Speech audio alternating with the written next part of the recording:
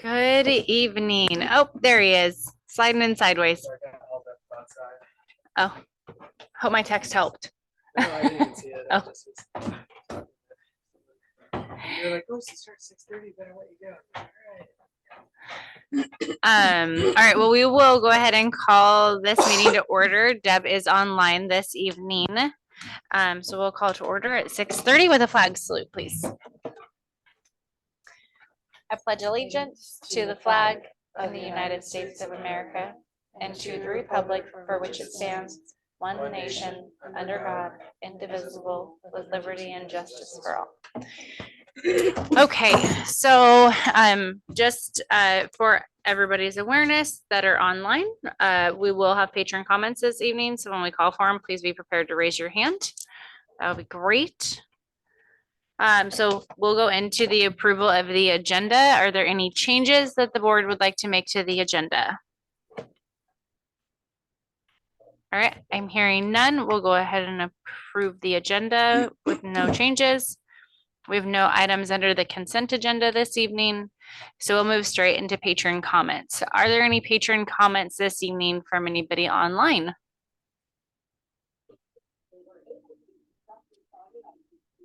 Deb, can you let me know if you can hear me, okay?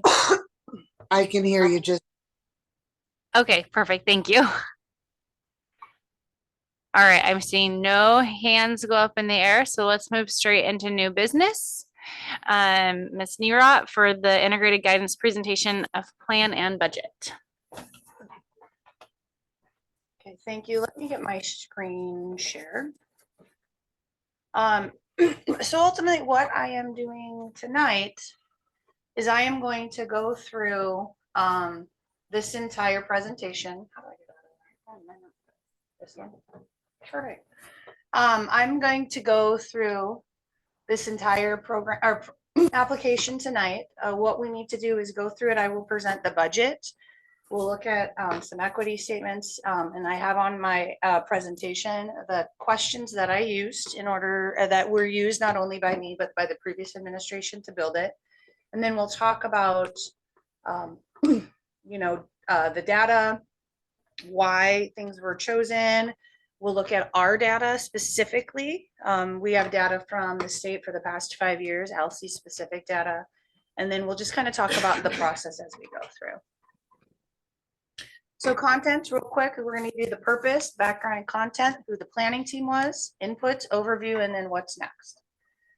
So the purpose of this presentation is to share what was prioritized in the plan, given the range of inputs, to explain how the plan was developed, to hear additional feedback on the plan now that's been developed, and then to seek board approval.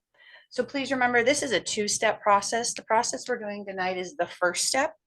The second step will be that Mr. Rothenberg and I and Mrs. Shunk will sit with ODE and create what they call longitudinal growth targets based on the 5 different data sets that ODE says that we have to use.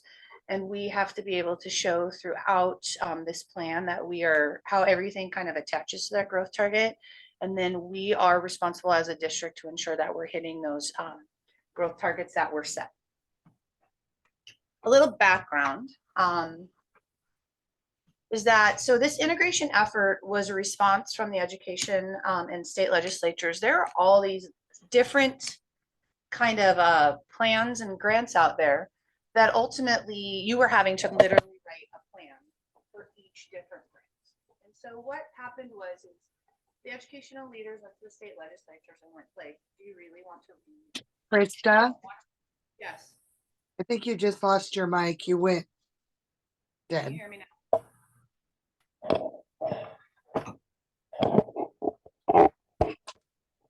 Can you hear me now, Deb? Yes. Well, I turned mine off and somehow that lost your mic. Can you hear me now, Deb? Yes. Okay, thank you. So ultimately what was happening is every school district in the state was like, listen, we love writing plans, but not like 65 of them and having to do different data. And so ultimately the state legislatures went in and said, here are 6 major grants. We can find a common theme through them all. So instead of having you to do these 6 different applications, we're going to have you do one. A huge part of it, though, is a community engagement and needs assessment piece, which pretty much every grant asks for. And then how do you plan and budget and evaluate for those 6 programs? They say it's designed to reduce burden and redundancy, so I'm really hoping it does the next time around.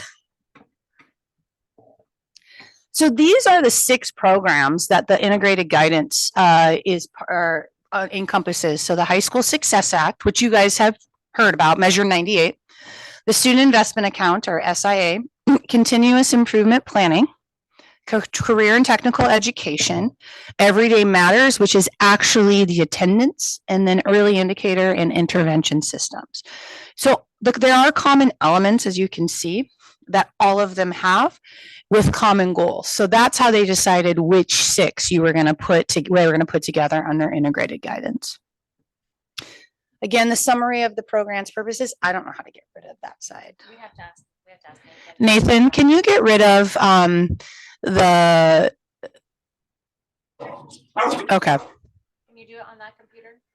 because like people are missing half of this stuff. Yeah, so if you go to that all the way. Oh, come down just a little bit. Go to the left-hand side of it. That little slash mark, hit that. Yeah. And then grab that and pull it up to the top. Click it and drag. There it you up go. to the top. There you go. Okay. So as you can see, when we talk about high school success, it really is for high school graduation and college and career readiness.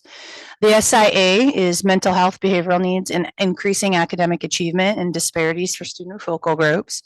Continuous improving is really about how do we talk about educator collaboration, data analysis, professional learning reflection, and really how do we make it so outcomes for students improve. CTE is obviously that improving access and participation in those training programs to prepare learners for high wage, high skill, in demand careers. The early indicator intervention system is really about data collection and analysis systems. And then Everyday Matters is really about how do we get kids to come to school. So engagement, culture, climate and safety, and then pedagogy that really talks to your specific community and the culture within it. So the planning team members, the initial planning team members were actually the former interim superintendent, Mr. Gallagher, former Learn at Home principal, Tim France, and then the former business manager, Larry Sullivan, were the initial with Jeff Brew and Aaron Miller. This last go around to really help me were also Bart Rothenberger, Heather Shunk, and Don Staley. And so we really kind of looked at data, we looked at budgets, we looked at where we thought based on what we could see, this money would be well budgeted and well spent. In addition, we had Jeff Brew and Aaron Miller, who were ESD Integrated Guidance Liaison. So they were trained by ODE about what this program, or this application should look like. So the required planning processes ultimately is that you had to use an equity lens. You had to have community engagement. You had to have tribal consultation if applicable, and we did not have to do that because of our population percentage. We didn't have a high enough Native American percentage to have to go to that piece. You had to do a comprehensive need assessment. You had to consider previous student success plans and what they call the Oregon Quality Education Model, which you will hear about every biennium about what students, like what the state or this, I can't remember what they are called, but what they say, this is the amount of money needed to fully fund education. So we had to say, if we could fully fund education, what would we have? And that's where, like, what we didn't have, what we couldn't fund, then this is kind of where it's supposed to come in. The review and the use of regional CT consortia inputs, looking at focal student groups, and development of a 4-year plan with clear, outcomes, strategies, and activities. So this, if you read the 2 equity lenses that I did propose, you'll actually notice that these questions were in both.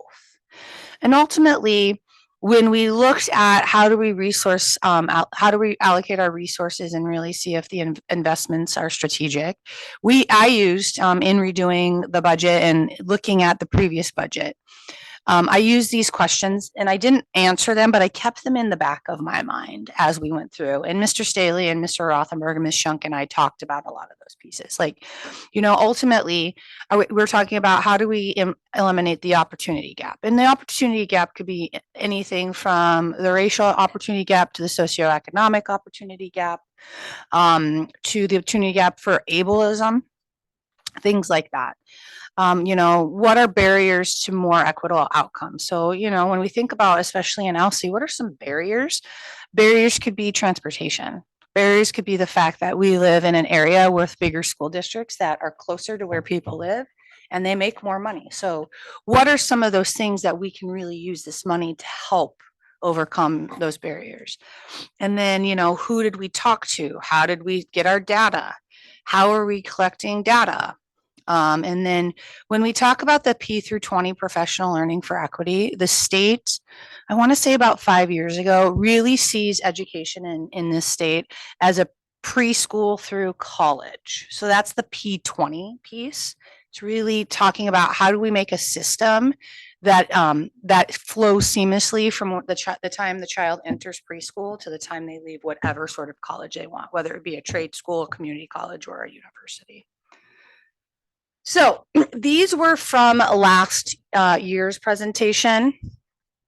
So some highlights. So there was 2+ survey responses from parents last year, 63 survey responses from students, 20 survey responses from staff. They did get some feedback from the focal student parent groups. They talked about empathy. There was some work with LBCC, and just kind of really getting as much information as we can from different stakeholders within our community. So some additional data that was reviewed, and that actually is in your packet, was our 3rd grade reading data, 9th grade on track, 4-year graduation rates, 5-year graduation rates, and regular attenders. At the time, the former superintendent and former Learn at Home principal, Mr. Gallagher, also, Mr. Franz reviewed the current programs that were funded by SIA and HSS. So if you go back to, let me see if I can find it real quick. Yep.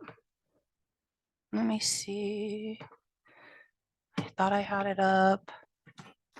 If you actually look at the data, I did put that in the packet.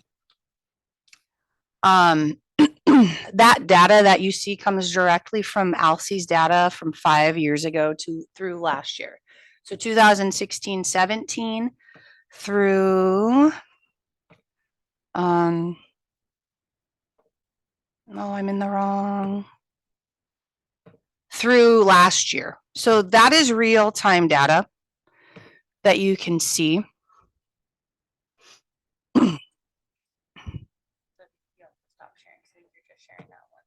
Okay, let me go back then. Sorry. Okay. This is ALSE's real-time data. So this is what we get from the state. When you look at this, see, I'm slowly in there. I know. This is data that we have to set goals off of for the next step of this process. So for example, our 4-year graduation rate, you can see on average, ALSE was about 30% lower than the state, a little over 30% lower. And then we were if you can see in the 2018, you can see we had 51. That reflects when we had some online schooling. Same thing with the 1920, 2021. However, the state is not allowing us to throw out those pieces. That was our data. That's the data we have to live from. And so this is the data that when we created the plan, or when the plan was created and when I went back and kind of updated and refreshed it, this is things that we looked at. So like I said, you can see that according to our data, ALSE is about 30% lower than the region, than the schools in the LBL ESD. And we're over 30% lower than the statewide average. Can I interrupt you? Yes, please. Even if we took out those 2 years where we took the online schools, we would still be at a lower rate, would we not? So those schools actually, those school years may have helped boost us up. It could have, yes. So we can't use that as an excuse, is what No. I'm saying. And what I will tell you is ODE will look at this and will say, well, we had these online schools, and they will say, it doesn't matter. That's your data. You have to live it. One, I will say, being in a small school with a small cohort of students, I mean, we're graduating, I believe this year it's like 13 or 14. You also have to remember, and we talk about this a lot with ODE, when we talk about 1 or 2 kids not graduating, that's like 10 to 20% for us, versus if you go to Corvallis, 1 or 2 kids is like 1%, not even that. So like I said, this is our real life data that we go, and they break it down by race, ethnicity. One of the things they will tell you is so you can see here, a lot of the races do not have anything in them. In order to have some sort of data that they will give you, you must have 10 kids or more in that particular category. So what that's telling me, in those years, we did not have 10 or more students in our cohort that identified as American Indian or Alaska Native. So truly, by looking at this, it's kind of hard to say, well, we're going to look at a focal group of just like Native Americans or African Americans. So when we look at focal groups, we actually, as a group, I looked at them as students of color, because that would be able to give us a focal group of 10 or more. Again, you're going back to experience homelessness, mobility, poverty. Poverty is not something that we actually put in as a piece. It's actually something that comes from tax returns. It comes from, if you look at things like SNAP, things like that. Poverty, now you have the 5-year completion rate. It gets a little better, but we're still below the state and the regional average. 9th grade on track, which I will tell you, is very low. That is one of the lowest scores I've actually seen. Because in a small school, you have the ability to really focus on kids. And how they do 9th grade on track in the state of Oregon is they say you have to have 25 or a fourth of your credits towards graduation. So in ALSE, it takes 24. We do the minimum the state sets. It's 24 credits to graduate. So by the end of your freshman year, you should have 6 credits. That's how you could literally fail a class both semesters, or you could fail 2 classes, one semester, another semester, and still pass your other 6, and you're considered on track to graduate. So I'm not sure where that came from. I mean, I can tell you, if you look at 2018 and 19, you only had 5 kids on track to graduate, which I'm not sure where that comes from, but it's pretty low. Like a small school's the size of ALSE, you should be seeing at least 80 to 90%. So that tells me right there that data means we need to put some better tracking systems into place.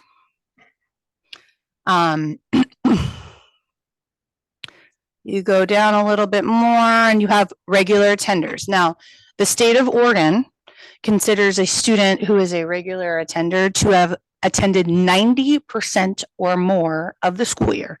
In ALSE, 90% or more of the school year means you can miss up to 15 days and still be considered a regular attender. Which, if you think about it, how many of you have jobs where you can miss more than 15 days and actually still have a job? So that right there, I will tell you, there you can see there was some low in 2017, 18, and I'm looking at those numbers at 144. I'm looking at that saying that you probably didn't have your online school at that point. But then you can see there's a tremendous jump. The 1920 year was the COVID year, so they did not count chronically absent. But you can see in 2021 and 21, 22, that's when we had that big ADM. And so there's a lot of conversations around, well, you know, there's truancy officers, et cetera, et cetera. That's not necessarily true. What the state of Oregon tells us that we really do, and I agree to an extent, that we need to tell them, we need to, number one, create on school culture. So we need to increase our school culture. and we need to have engaging curriculum and da da da da da. But ultimately, one year they said, you need to tell them how important it is that they come to school. And everybody went, don't you think we do that every day? And so really for us, it's about getting out their expectations, what is expected. I think some parents sometimes don't realize, like, you can go on a vacation, you just can't go on a vacation every month for a week. But like I said, in ALSI, 90% means that you can miss 15 or less days. That's quite a lot of days.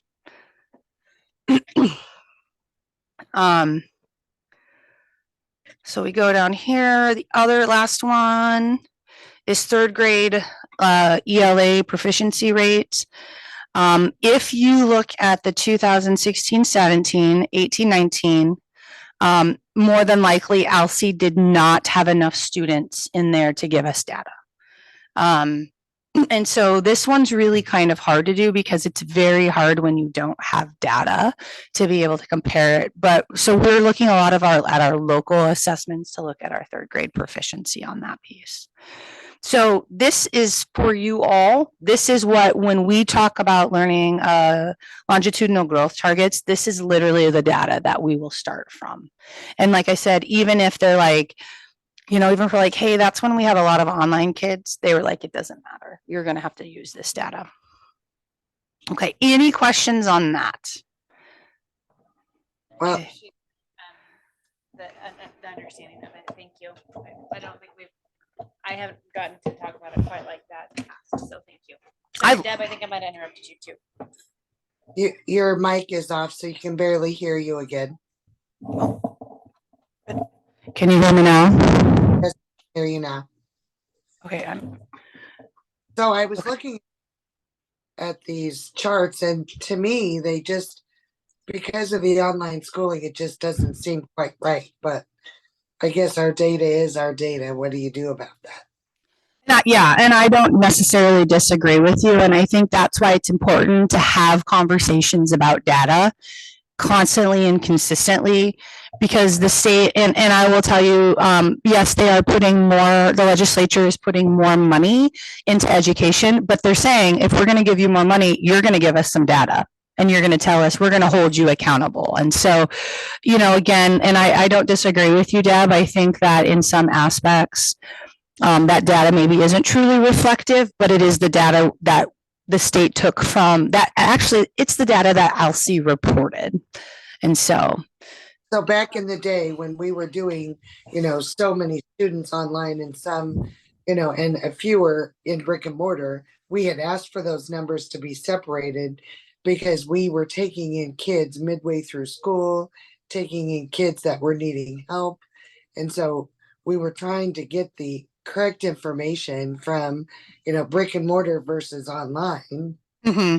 And so I'd like to see some of that separation just for our own personal use, because I don't disagree with you. However, I think how they set it up, it's hard to disseminate that information, because at some point they were not saying like, here are separate schools. They were like, we're just one big school. And we're having trouble figuring that out right now, because I do believe even in our data to this day, Learn at Home actually ends up being in as ALSI charter school. They were integrated into one. Yep. We for the information to be separated, and I thought Mr. France had done. Am I mistaken? Can you say that again? I thought, did she cut out? I think she's No, I'm still here. Oh, I was like, did she cut?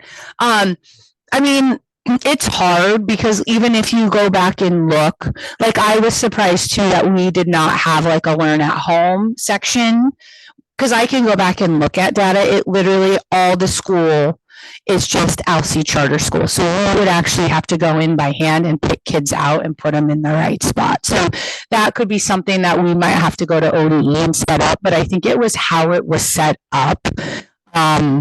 Is still kind of that weird piece. And, ultimately, again, it's one of those where that's the data that ALSI submitted, regardless if they were online or not. And that's just data we have to live. Yeah, I understand that. I just thought France had taken the time because he was asked to separate. I just thought that information was available. He might have. I will tell you, then it was not shared with me. I could not find it anywhere. Okay. Okay.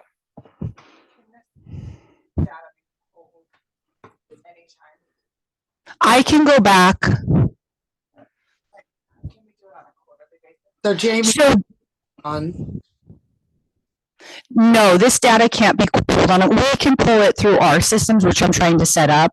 But the data, so like, for example, one of the reports that I want to start showing the board every board meeting is to show you what percentage by grade is not chronically absent each month. So like, we'll do one where it's every 4 weeks, and then one it's from the beginning of the year to that board meeting. Because also I think it's important that if we have a kid, well, one, we need to train our staff to know what are the laws and when do we call. And two, teachers need to be responsible for taking accurate attendance, which I have heard in the past had not been happening, especially on the online piece, which I find very funny because it's actually professional responsibility of all educators to ensure you have that. And so really, that's again going back to processes and procedures and expectations. But that's part of my plan, is that we want to have this data system that we can pull data anytime and say, hey, we have this many second graders who are not coming to school 90% or more of the time. What do we need to do? Have somebody reaching out to parents and things like that. We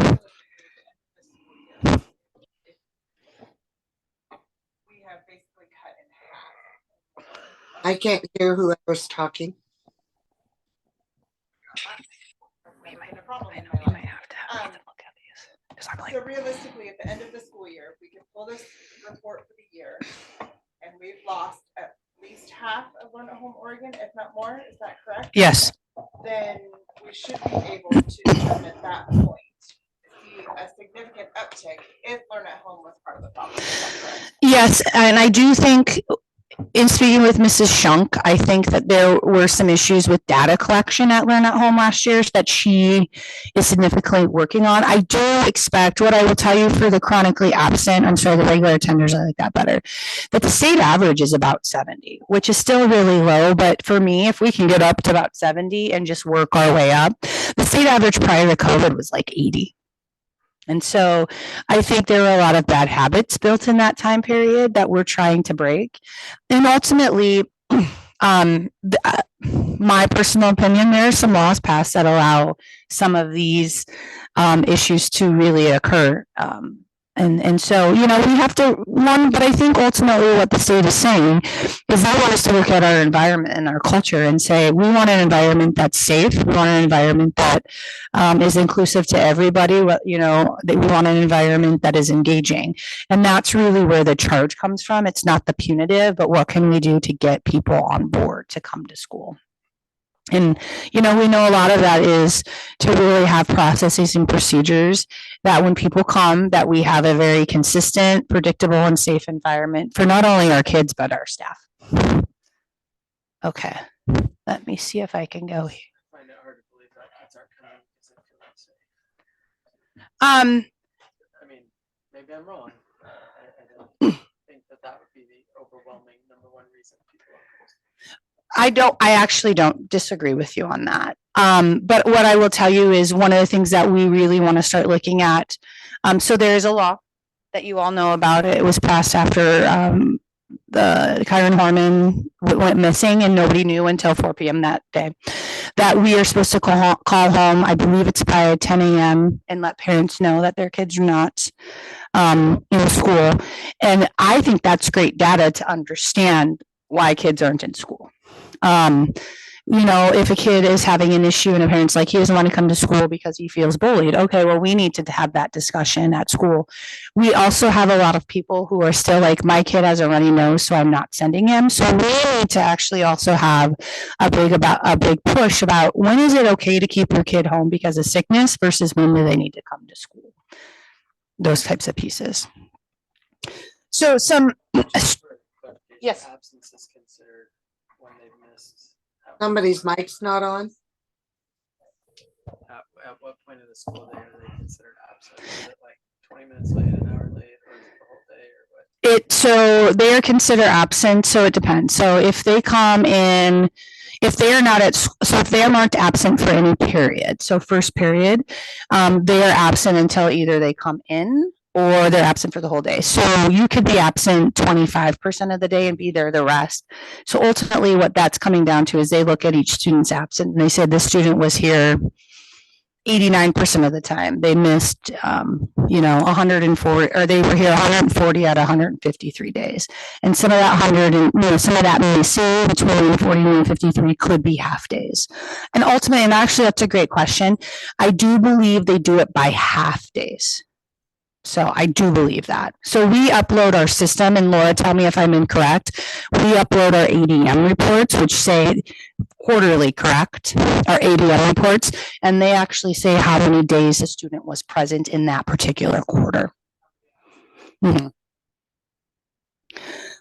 when we look at our needs assessment, we noticed that, and this was done last spring, that 92% of our high school students felt like teachers and staff treated them with respect. Looking at our data, the 5-year completer rates are trending up. Third grade reading benchmark is improving. The empathy interviews were positive towards school climate. And the survey results also were consistent with the empathy interviews. The students feel like there's a positive school climate and they can get help when they need.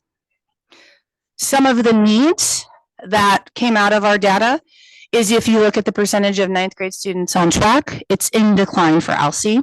Like I said, 49.5 is very, very low for a school the size of ELSI, especially the high school. There is no formalized process for discussing graduation requirements and progress towards graduation. There really is no formalized process. And that came out of looking at your 9th grade students on track, your four-year graduation rate, and the transition to the new administration this year. There was no formalized process. Only 80.3% of students feel as there's an adult at school. That's pretty low. You want that number to be up in the 90s. The students identified having access to CTE courses as an area of need. They want more hands-on courses and programs that prepare them for the real world, and our regular attendance is way below the state and regional average. So now we're getting into the meat of the plan. So ultimately, the priorities that emerge is that we want success for all students, regardless of where they come from, regardless of their race, regardless, we just want, if they're able or not, we want success for all students at their level. We want to support for CTE and enrichment courses for grades 7 through 12. Notice how I said enrichment courses. When we talk about CTE, that is a very specific program that requires that we have licensure with the teacher, and there is a program of study. What I will tell you, at the beginning of this year, ELSI did not actually have a CTE program of study. In fact, ODE had called our CTE regional coordinator, Dale Moon, and said, does ELSI really not have one? Because that's part of the HSS plan. And so we really want to make sure that we can get a program of study so we can continue to keep our money for that particular piece. And we will also have enrichment courses. And so that's the big piece that we want to call in. Not everything is CTE. CTE is very specific. Yes.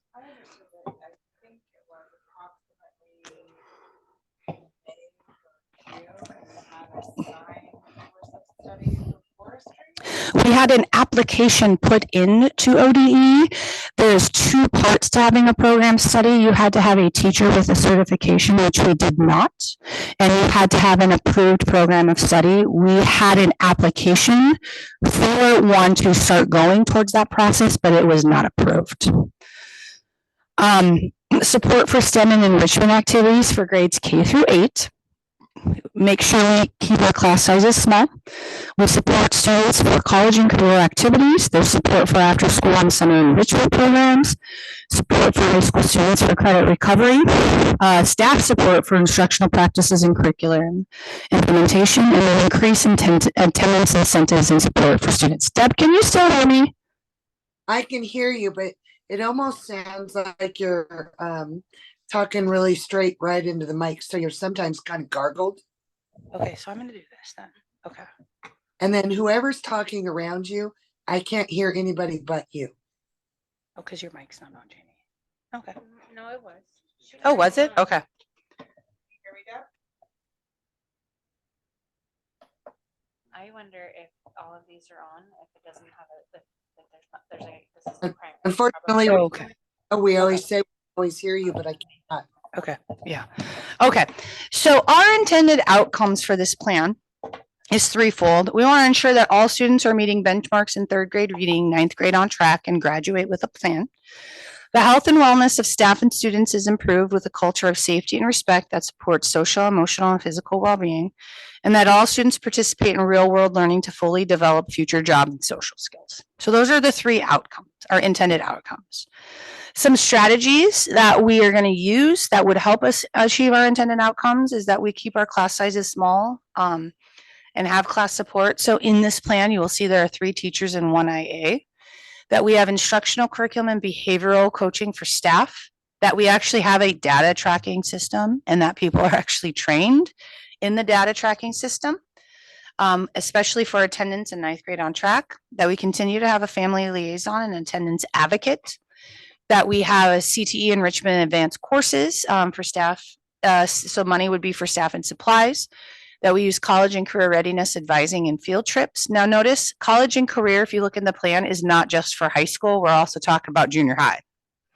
And that we have after school and summer programming for staff and supplies. Can I ask a question there? Please, yes. So, in your CTE enrichment and advanced classes, are we at time offering any college classes for any of our students that are above their grades? Well, we offer college classes through LBCC, but the hard part is that we actually have to work around LBCC schedule. And so we have kids who have to miss chemistry twice a week because they have to take a Spanish class online through LBCC. And so and that's fine. But I think when we talk about dual credit, we want to talk about dual credit in the classroom. So for example, in a small school, we know that you can't necessarily have 2 English 4 classes because we just don't have enough kids for that in our schedule. We don't have enough staff for that. What small schools the size of Alcea has done is in the English 4 class, and this is that part of that tier approach, is that I have experience in my previous high school, we did it for science, math, and English, is that English 4 at the same time also offered writing 121. The teacher was able to do that. Now, the reason we did that was 1, we didn't have enough staff, but 2, it gave all students an opportunity to access curriculum at a higher level. And so the teacher would teach the college standard in the college lesson, but those students who are taking dual credit, they might have to write a 7-page paper, where if you're just taking English 4, you just write the 3-page paper. It's still on the same material, but you're now giving more students access to that college level piece rather than saying, oh, well, you have to go to LBCC and take it around. We're now giving everybody opportunities to hear college level things. One of the courses that was the most popular, it's actually one of the most popular dual credit courses in the state, is Speech 111. A lot of people do it in their English class. There's some schools that actually have a separate speech class. And if you know anything about the Oregon college system, regardless if you're community college or a 4-year, you have to have Speech 111 to graduate. And so it's great because it's a nice class to take at a high school. You're getting, and people don't have to take it as a college class, but you can be in there to experience what it's like to have college level materials. You might just be graded a little differently. So we don't offer a dual credit, which I think sometimes is a detriment to us, because I do think that we have staff that could do it. Or right now, I think the only dual credit we possibly are looking at offering is chemistry through Mr. Harris. But we need to have more dual credit opportunities. So we're not having kids taking this college class online, instead of being able to go to their PE class, you know what I mean? So do we offer anything like a higher math or anything like that? Currently we do not. They would have to take it through LBCC.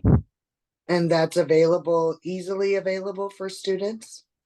I think it is, but again, we work around the college schedule. So if they're, let's say, Math 111 class, which is also required to graduate from a community college or a four-year college in the state of Oregon, it happens from 11 to 12, and that happens to be their chemistry, high school chemistry class. They might have to miss it twice a week so they can do their LBCC class. So that's kind of the struggle I think that we have. Whereas there are kids who are juggling a lot to Mhm. take some upper level courses because we only offer them through this online portion through LBCC. We actually have a couple of students who go to LBCC twice a week who miss half a day of school because they're trying to get their college classes. And that, I mean, that works for some students, and for some students, that's a huge barrier. I agree. Did you have a question? Okay. So the other piece here, so when we look at the budget, what ODE said is we want you to have this third piece of if something doesn't work out, what else would you spend your money on? Because ultimately, if we don't have it in the plan when the board approves it and we want to add it later, we're going to have to do this meeting again. So I'm sitting here going, what else, if something else fell through and we wanted to do more, what other things could we implement that would hit, our goal? So something that popped in, K through 6 reading interventionist, which you all know, we have the 3rd grade reading on track. Hire an IA to provide a behavioral reset room for students. So where can students go to have a little bit more time to regulate, to learn skills, et cetera, et cetera. Hire another math, science, or English teacher for more dual credit opportunities. And then really build a college and career exploration class that would be required to be taken in junior high and in high school. And so this is kind of like just in case something doesn't work out or we happen to get more money or we decide this piece doesn't work, we can now pull into this bucket and pull this out. Okay, I'm sorry, I do have a question. Yes. In regards to the dual credit conversation that we were just having, so not this one. Are there, you mentioned that we could possibly do something like that in our chemistry class. Mhm. Is there a requirement for where a teacher licensure has to be in order for them to be qualified to teach the dual? I didn't know if that plays a role in it. It depends. I'm still learning more about this region. They have the Willamette Promise. I know in my previous, so we used, in my previous high school, we set up dual credit opportunities through Oregon Institute of Technology, which they were great. The teachers had to have the endorsement in that particular subject area. And then they had to do PD with OIT twice a year. And so they had to build the syllabus that fit. OIT's faculty had to actually approve the syllabus and the stuff being used.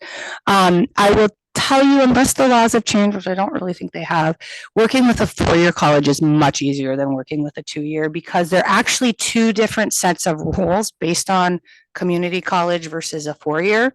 Community college, you actually have to have a master's degree in the subject area. So in order for Miss Ellis, if we went through a community college, in order for Miss Ellis to be able to teach dual credit English, her master's degree would have to be in English. Whereas when you talk, and that I believe is in an ORS for community college, when you talk about 4-year, they have a little bit more flexibility. This is going to sound horrible, I also prefer a 4-year college because credits transfer easier than a 2-year college. And so not knocking on any community college, but sometimes when you have students who want to go into engineering, sometimes if they take some of those math classes at a community college, they won't take them as math classes. They take them as like electives. So, yes. We have outreach happening to local 4-year. We have the Willamette Promise, which is through, and so it's an organization in our region that actually uses dual credit through Western Oregon and Oregon Institute of Technology. And so Kayla Wilson and I are really talking with them about trying to learn more about their program and seeing how it could fit us in Alsea. So where can you find the plan on our website? You can find both of the plan and the budget at those that website address. And then I'm gonna go through, the plan is pretty much what I've talked about. It's more in depth.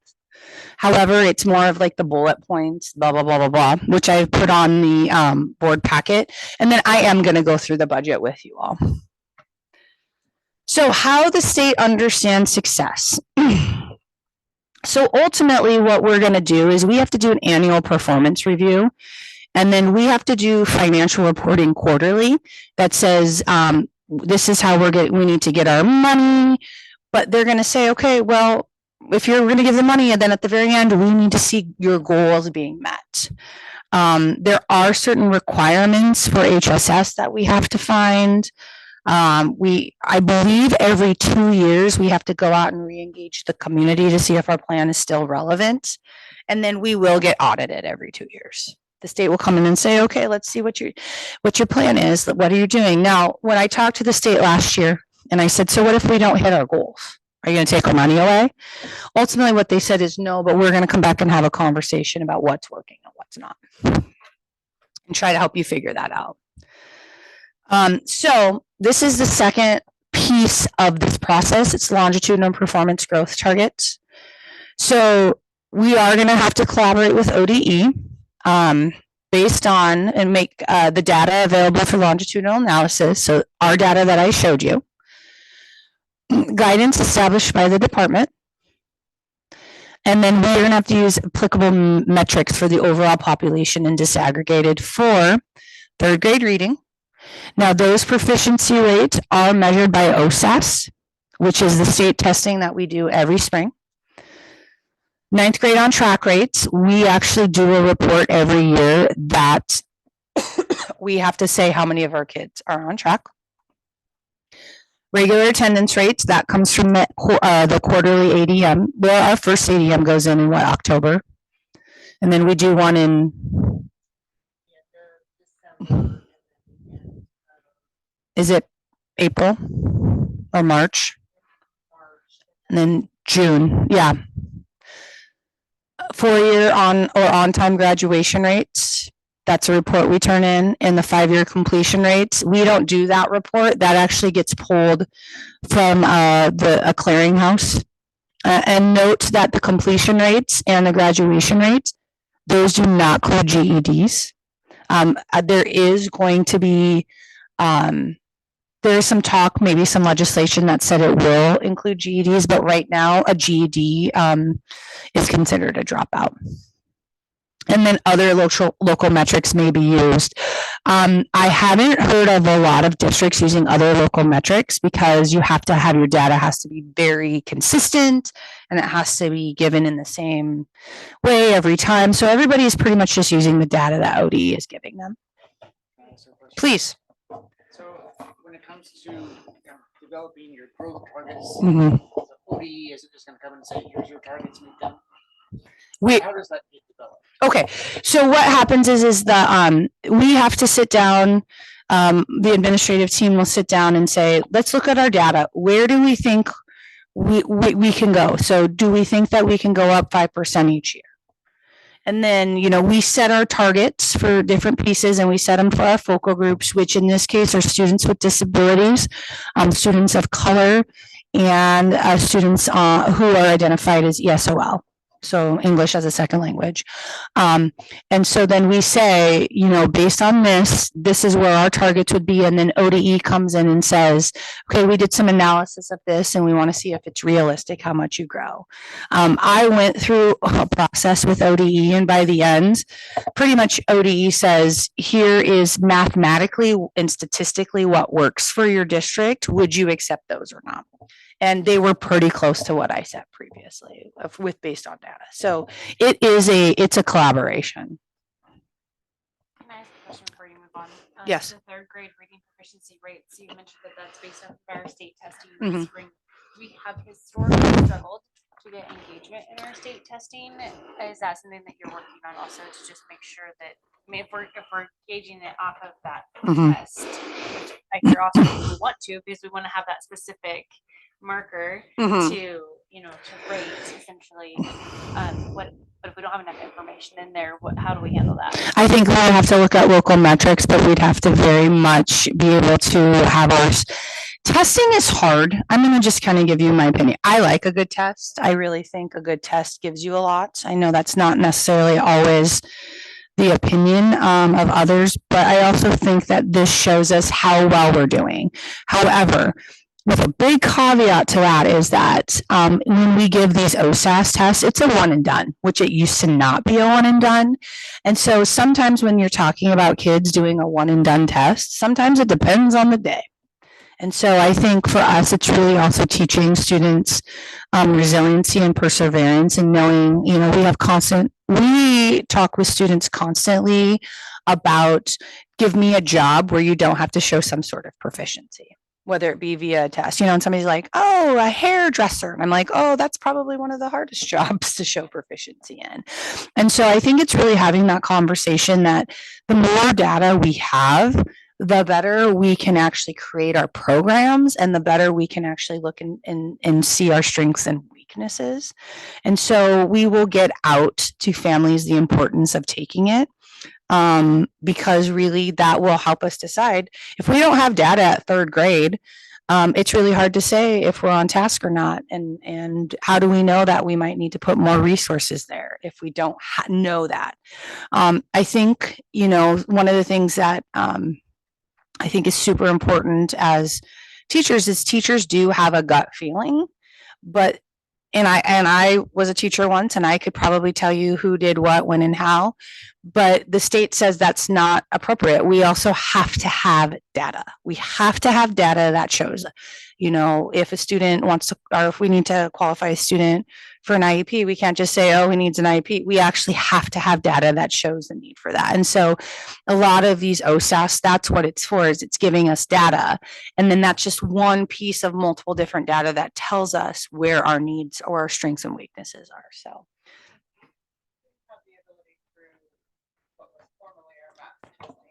Obviously, that is important to the state. Mhm. However, does it give us an idea of where we align in that more clear than? It- In the past, it seemed like there was a big push for opting out of Mhm. testing. So do we still have some data to look at to see? Well, Jamie, I'm glad you asked. In October, I am going to bring to the board our, and we call it now the iReady data, which is a lot like MAPS. I'm going to bring to the board the iReady data, both in ELA and in math, to show you where our school district is at in terms of proficiency with our students in those two core areas. And then how we're going to use that to establish goals, student learning growth goals. Every teacher has to establish by law 2 student learning growth goals, and how we're going to use those to establish those goals, and then how we're going to measure throughout the year to see where our progress is. Thank you. Yes. And you will have all that data in October. I'm so excited for you all to see it. So what happens next? Well, this would have happened last year, but we're a little bit late. So the application window, you had to have your application into ODE by April 15th. And then there was a review by ODE to ensure that you had all the pieces. And then what they did is they call it the co-op reviews, which ultimately what happened is ODE didn't approve it. They trained a bunch of people. And then they said, here's everything you need. Now, 5 of you are going to look at these schools and you're going to say, are they missing? Are they good? Or do they need to add more to it? ODE wanted to have all the applications completed and reviewed by the end of June. So we're a little behind. But I would say we're not uncommon. There's probably a few districts that are also still behind. So ultimately what I'm asking for tonight is that we get board approval for me to put in the application in the budget. They'll come back and say if they need something more, whatnot. And then once they say we're good with the application, then we go on to the learning growth targets, which then we'll set with ODE. And then I will bring those back to you all to say, here are our growth targets. Can we move forward? We'll ask for approval for moving forward as a whole. And then at that point, then we go to a grant application where we sign it and then we get our money. So are there any questions or comments about what I presented? It's a lot, I'm sorry. Question is, do we have to allow people to opt out of state testing? Yes, former Governor Brown in 2000 and I want to say 17, passed a law that says, yes, parents have the right to opt out. Prior to that, the only state test you could opt out of was the science test. But she, I just clarify to me why that makes sense. I don't know. I didn't know either. To get a broad analysis of education in school, you would imagine it would be tested. I would agree with you. And one of the, it was, but one of the things I will tell you that it actually is running into is the federal government, which gives us our title funds, states that you have to have 95% or more participation to be able to qualify for that. So the state of Oregon is very much struggling with that. And so there's a constant struggle with the federal government about this opt-out piece. So as a charter school, do we have leeway to not let kids opt out of testing? Nope, it's an actual law. I don't remember exactly what ORS it is, but it is a law that was passed. And then they actually, yeah. And then they actually tried because of COVID. So they suspended it during COVID. And then Oregon went back and tried to continue to suspend it and just said, you know, we don't believe it's a great way to do anything. And the federal government said, well, if you want your money, you're going to keep doing the testing for accountability purposes. So, okay. I make one. Yes. So in my history, I've had teachers actually give me the piece of paper and say, here, have your students opt out of this. Are we no longer that? That won't happen again. We do have to provide notice of the opt-out rules, which will be provided in, we're going to send it out with our first report cards. And then we have to provide another opportunity to know opt-out rules 30 days prior to our first test. But that is what we are doing under the law. Yeah, I mean, So are we encouraging teachers to encourage parents to not opt out? We are not encouraging teachers and to encourage parents. We're going to do what's based under the law. And then we as a school district are going to have a message that says, this is why we would encourage you to continue to do it because it allows us to have data. We're going to have one of those common themes. But again, it is parent choice. Okay. So I'm going to show you guys, and I'm super sorry that they're so tiny, but I did what I could. So here are the outcomes and strategies that I wrote into it. And I'm super sorry it's small. But our three outcomes we've talked about. The first outcome is mostly about fully implementing a multi-tiered system of support. Coaching, administrative coaching for instructional, curriculum, and behavioral. And then tracking a program tracking for student attachment and attendance and academic engagement. Outcome B pretty much talks about increasing community family bonds with the school and then supporting families with engaging in school activities. And then the third one is really about CTE and enrichment courses along with advanced and dual credit, working with college and community partners to provide a variety of post-secondary opportunities, and then STEM and enrichment curriculum. So STEM, remember, means science, technology, engineering, and mathematics. So that can encompass a lot of different pieces. So this page 2 of this budget is for this year only. You can see that ALSI is allocated a little over $1 million between these 6 grants. And most of our money comes from the SIA. And so a question I got earlier, and I appreciate the question, is there an implementation plan? Yes, there is.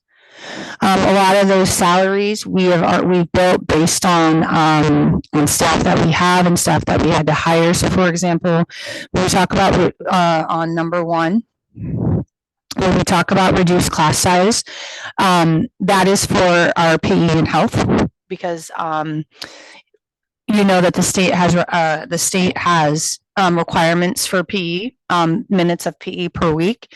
And with one teacher, we were unable to do that. So this allows us to reduce the class sizes. Otherwise, Roz would have had 3 classes in there of 50 total to make sure we could get those pieces. Reduce class sizes. The next one down is for elementary. What I'll tell you when looking at our population for kindergarten and first grade, I believe together when you add that population, it was 23, which some schools would say, okay, we'll have a K1 split or K1 combined class, because the 23 is not that big. It's not perfect. We don't want it. So there we go.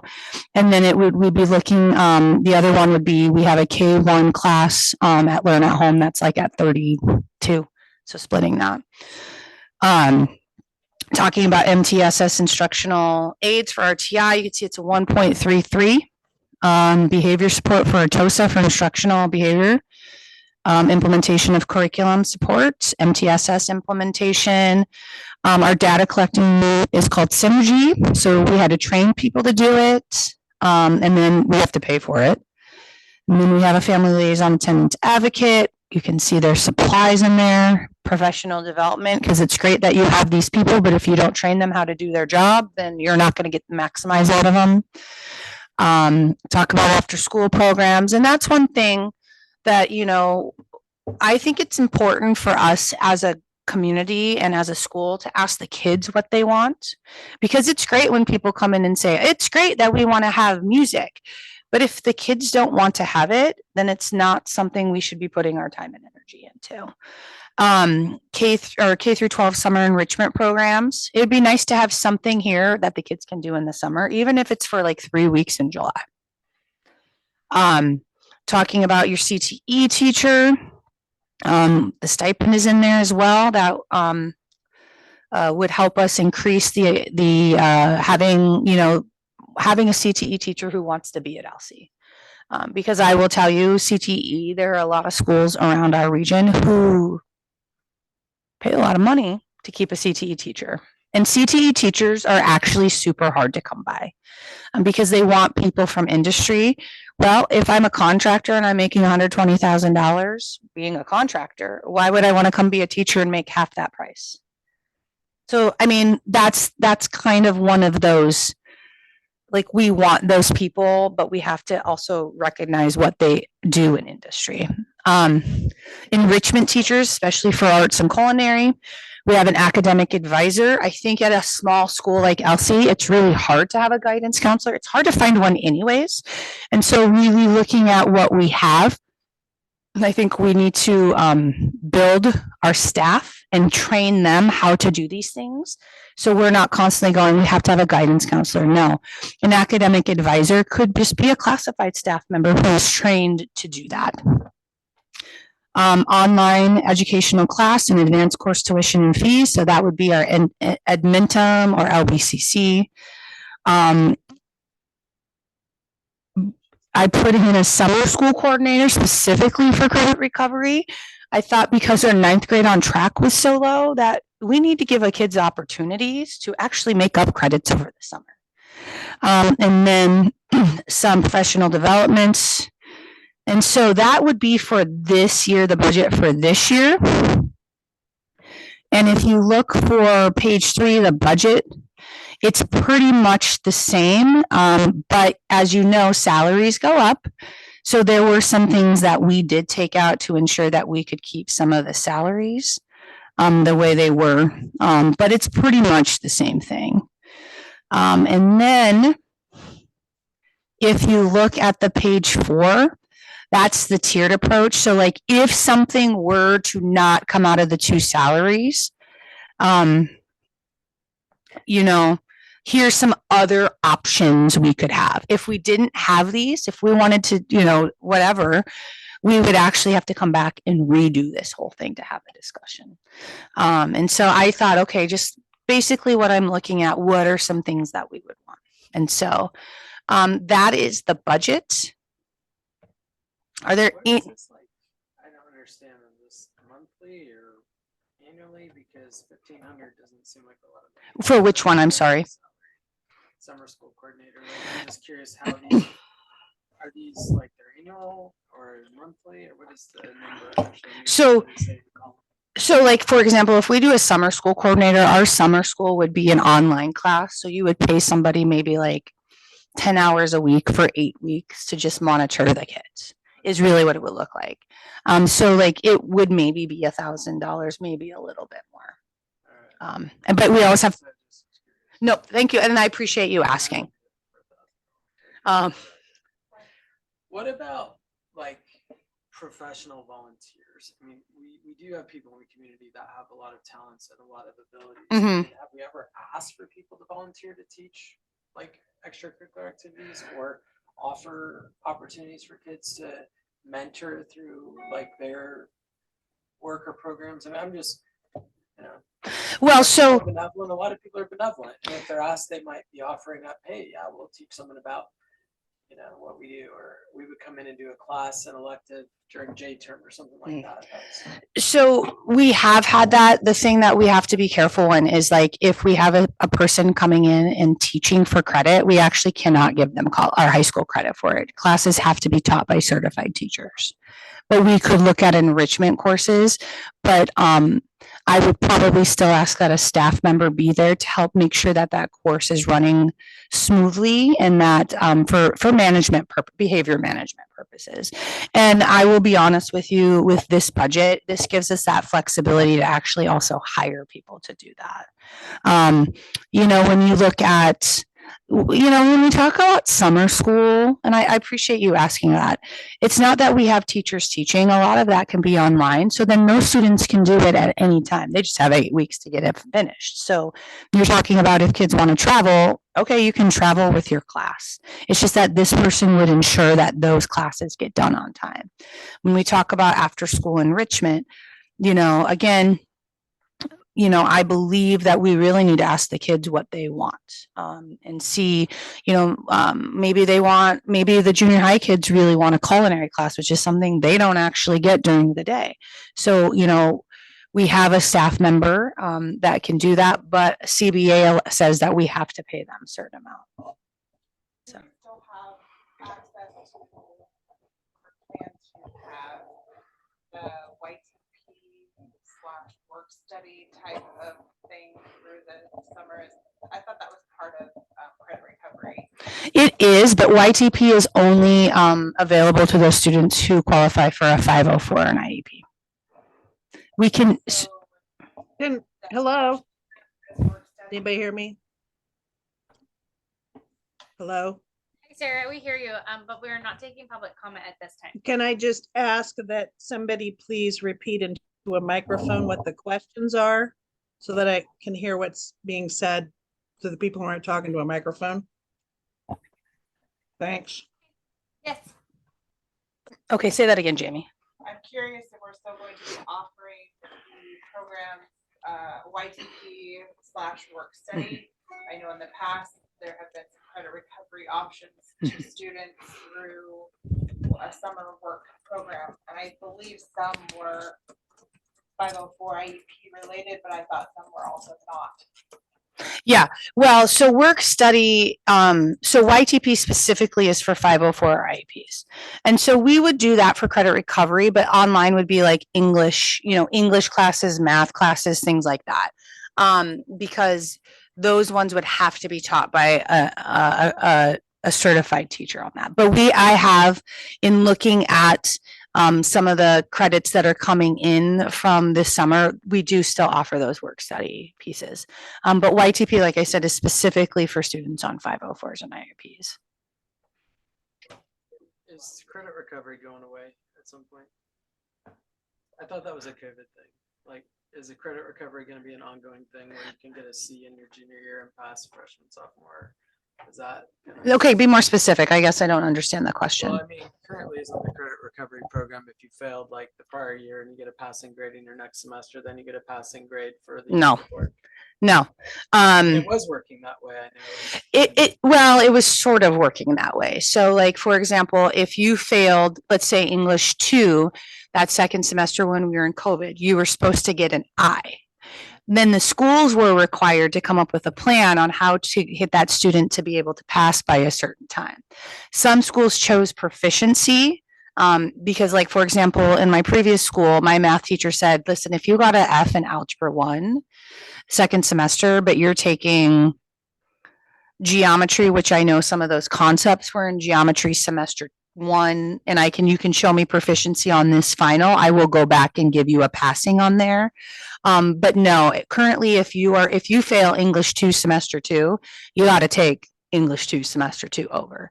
And the hard part about it in a small school is, and I'll be honest with you, I don't like online classes. I think if you can't pass it with somebody sitting in front of you, online classes are really hard because they're meant to be very independent. What's easier in a bigger school is that you might have 4 or 5 different sections of an English class that I could say, okay, you're going to go in there. In a smaller school, if you have an English 2 that you failed, it might be opposite a math class you need. So that automatically makes you have to do an online. I think if you're going to do a successful online, you need to have somebody who is tracking students in some capacity every day and communicating with parents. Hey, your kid is about 10% behind where he needs to be finished on time. So that's what that enrichment or that credit recovery person would do. It wouldn't be one who would grade or anything. It would be one that says, if you want to get this credit, let's get going. And so what the rules were during COVID, they're no longer there anymore. That actually quit like the year after COVID. That's good. Yeah, it was a nightmare. I had to write many plans. Well, I also agree that these online programs are less than optimal. I mean, certain students perform well online, other students don't perform at all online. And so to only have like a summer class online, I think it's only going to cater to kids with a certain personality that can, get online and set their own schedule and be responsible. And I don't have any of those in my house. To be honest, right? Like, it's very hard. Yeah. For kids in my house to structure. I mean, they can spend days on Xbox, but Yeah. to get them to do Oh. classwork, it's like, oh, I can't focus. Yeah. So, I mean, I yeah, don't- It's funny. It's true. I'm though. sorry. I mean, it is. Sorry. It's that's true. Right? Yes. And I don't disagree with you. That's why I think it's important to have that conversation when they're in 9th grade. I have had in my previous position, I have had seniors come to me who are literally so credit deficient. They're like, can I graduate in a year? And I'm like, no. And they're like, well, how can I do it? And I said, well, you're going to not only have to take the 7 classes we give you now, you have to take like 5 online classes. Like, well, that's a lot. And I'm like, well, it should be a lot because you didn't do the 5 when you should do it. And so I think it's also that culture of you need to do it when you're doing it. Like credit recovery shouldn't be fun. And unfortunately, when you get to be juniors and seniors, when you're so credit deficient, then you have to have that conversation of, is this really working for you? Because by law and by district policy, they can stay with us through, I believe it's the age of 21. 20, yes. 21 they have to be. Yeah. This I know. A lot of 19 and 20-year-olds don't want to be in school. So I think it's the culture of, well, if you don't want to be here past when you're supposed to be here, then do it when we're doing it for you. And if you don't like it, I don't know what to tell you, and it's a culture shift. It really is a culture shift of why do you come to school and it's important? Why, I had a couple kids in my previous job go, I don't really like that teacher. Well, guess what? I only have one English teacher. You got to figure it out. And welcome to life, because some days you're not going to like your job and you're not going to like your boss. So you either got to figure it out and do it, or we're going to have that piece. And so I do think it's a culture shift of like I said, one of the outcomes was learning how real life skills. Well, sometimes real life skills are, you got to learn how to deal with people you don't like. And so, but I don't necessarily disagree with you, Russ. I think online schooling is very hard and you have to be a very special person to do it, especially if you're a credit recovery person. Well, without a guidance counselor, who is having these conversations with the students that are probably at a point of no return for graduation or maybe nearing that? Well, Russ, you're looking at somebody who has 10 years of experience doing it. So I am teaching Mr. Rothenberger and we're having a call, and Kayla Wilson on that training. I'm training them how to do that. In my previous school, I did not have a guidance counselor. It was actually all me. And the system setup was that we put systems and procedures in place. And we had professional development with an IA who we called an academic advisor, which is not uncommon at small schools. And when you have procedures in place and you say, here's where you should be after freshman year, sophomore year, and then here are options when you go. And you're able to have those procedures in place. That's the conversations. Guidance counselors really are a dime a dozen. It's very Well, hard to I find. guess it's not the label, it's who is that person? Mhm. It's like having kids in the school, who is that person that says, I can go talk to them about my future career plans or my education plan? And that's, I mean, that's important. It's not just training people, it's Mhm. having a place to go. Yeah. A person to talk to. That's, and I don't that's just, assigned Yep. as this is where you go. and I don't disagree with you. I think that's why we talk about those career and college classes are super important because you can start talking about that. But it would be that academic advisor who says, hey, here, one of the things that I brought in this year was actually a system on how you track credits. We called it a transcript audit. And I was able to show like, here's every single credit that you need for graduation from ALSE. And I went through with Kayla Wilson and we literally went through and did every single transcript for every last year's freshman through this year's junior. And we tracked them. And then I was able to highlight classes that were missing. 2 math classes that he'd already. Oh, sorry.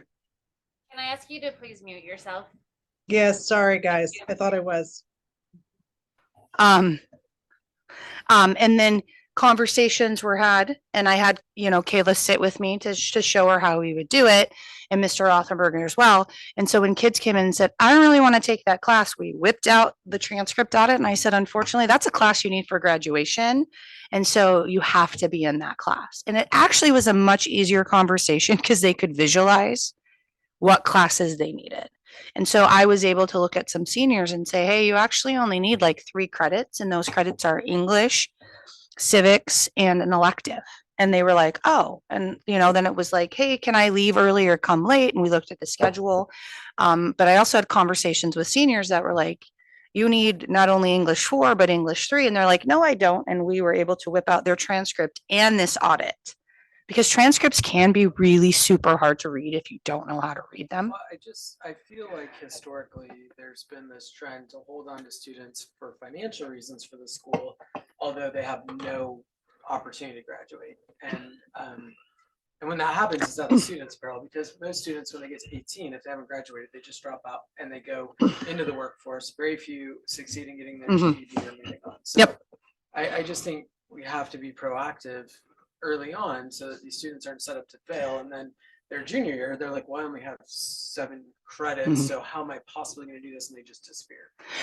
I don't disagree with you. That's why I think it's important to have the 9th grade on tracking system and data systems, because in the state of Oregon, you can't actually drop out of school to go get your GED until age 16. And so when you start seeing that and you start seeing those kids get closer to 16 and they're so credit deficient, you're like, oh, I don't know. That's when you start having that. But I think you also have to have a visual for parents to see. It's hard, I think, for some parents to go, my kid's not going to make it. Well, my kid can make it. And then we have these visuals that go, actually, no, they can't. Not pertaining to this district, but personal experience with a different district and a student was, well, we're not going to release that student to go to a GED program because we don't have to, right? So there's these rules in there, and I'm just saying, Yeah. I think as a school board, we have to be about the best I don't. situation for our students and not So- the best situation for the school. So necessarily. I think that I agree with you, Mhm. and I love that.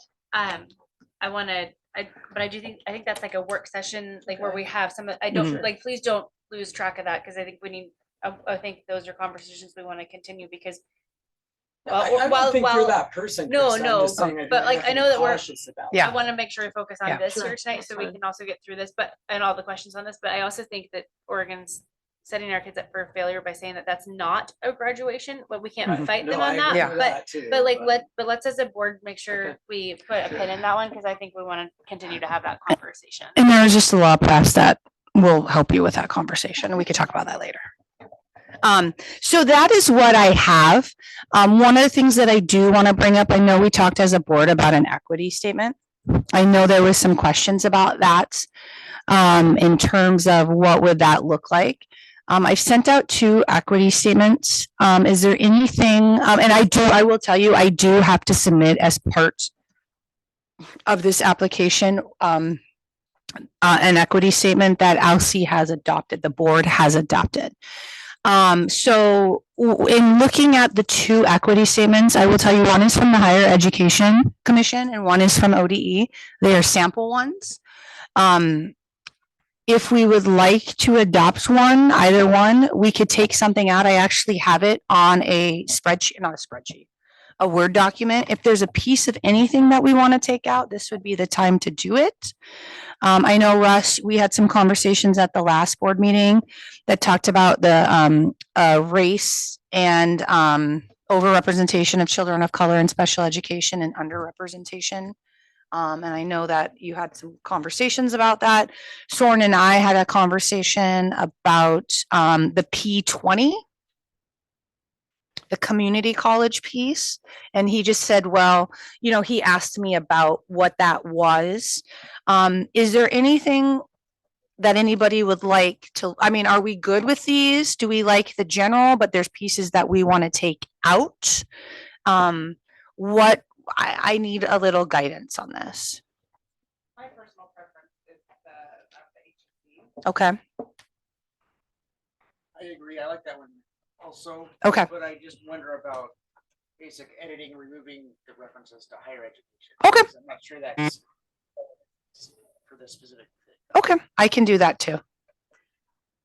I just feel like anytime we identify students that are behind or ahead on race is wrong.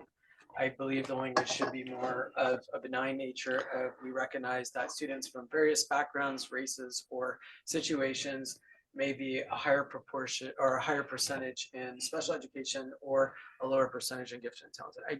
I think saying black and tan is just so paralyzing in my mind about we're just putting it out there that if you're of this ethnicity, you're more likely to be not as smart. Whereas there's plenty of kids that are white or native or any gender or ethnicity or any background that could be struggling. And so I feel like we're so focused on equality and equity, or equity being about race, and that's not what it is at all. If ODE wants to say that's what it is, that can be it. But I grew up very poor in a white household with, you know, government food and hand-me-down clothes, right? 14 miles from downtown Chicago. I could have rivaled any minority in my situation. And so I excelled academically because I had teachers that cared about me, not because I had money or a background.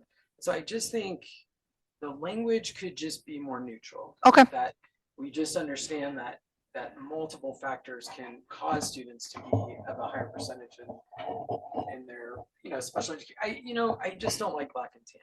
Okay. I think it's just going the wrong direction. But I'm one person. So in that paragraph, then would you state that instead of saying,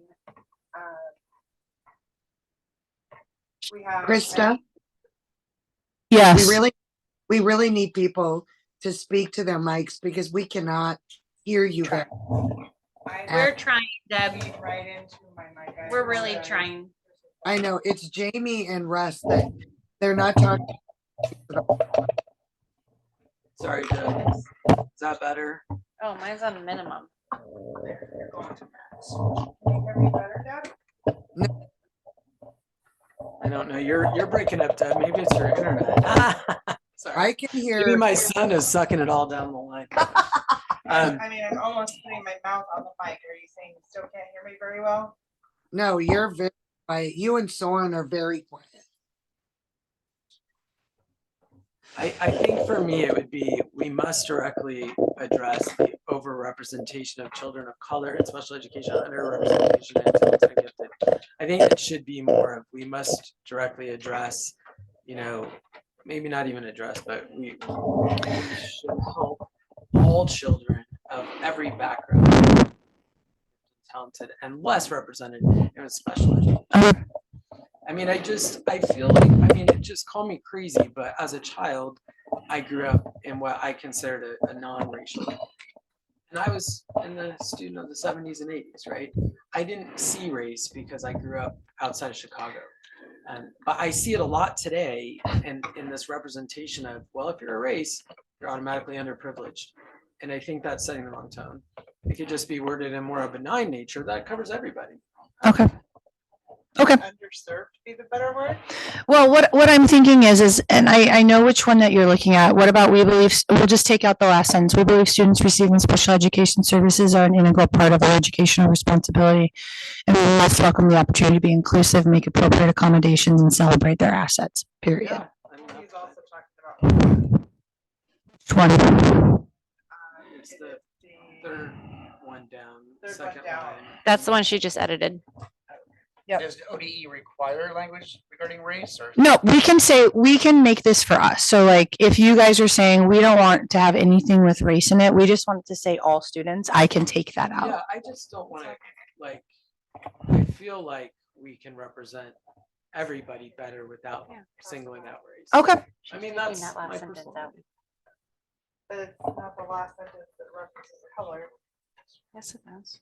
We must directly address the overrepresentation of children of color in special education. Okay, but there's another one, I guess. Yeah, there was a- Since we have many counties, rural and urban communities that already have populations of color Okay. that make up. the Oh, majority. yeah. Okay, let me find that one. Right, there was one. That other was one. the I was one I looking for, think but I you were can reading barely read from. this. Even with my glasses, I could barely read this. I'm sorry.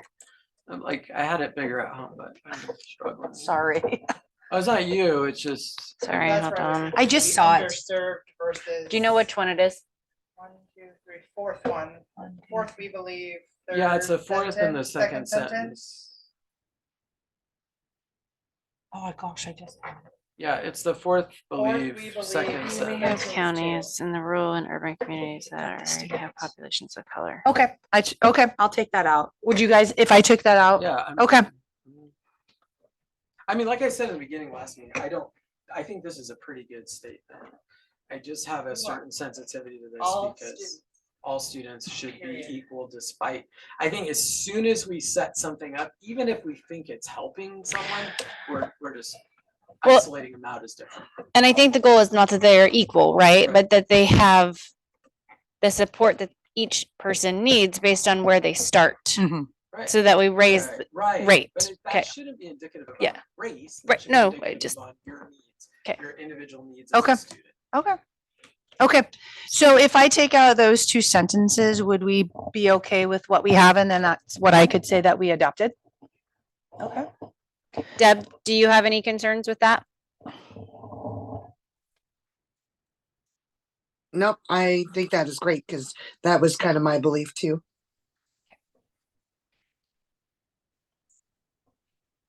Can you Okay, hear me better? now that we turned. Curious.